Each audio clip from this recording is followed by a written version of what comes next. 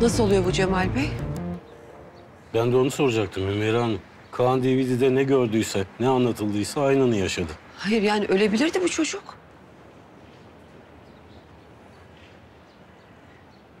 İskender mi çağırmış onu? Öyle görünüyor. Tesadüf olamaz mı? Olamaz. Acaba diyorum siz DVD'de anlatılanları önceden biliyor muydunuz?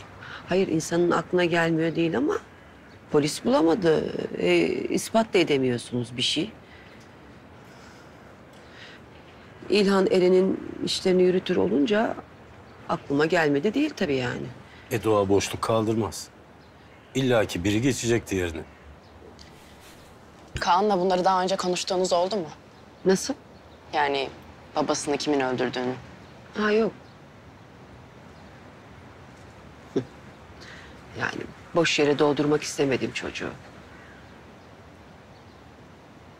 Ama konuştunuz.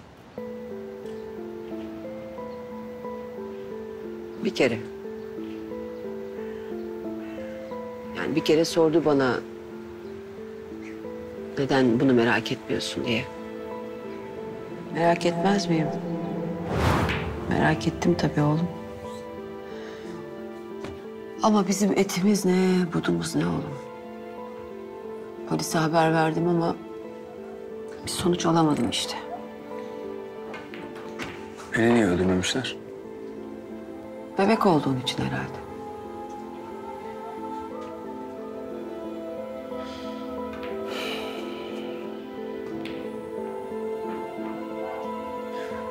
İntikam alabilirim. Olsam, bir bilsem kimin yaptığını. Senin yerine ben alacağım intikamı. Bir kere sordu dediniz. Bir daha hiç sormadım.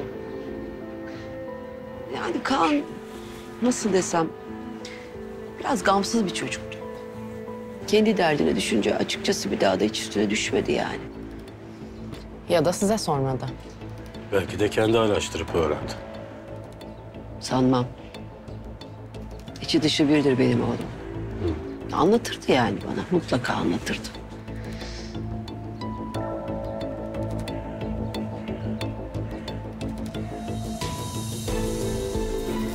Yani sanmıyorum.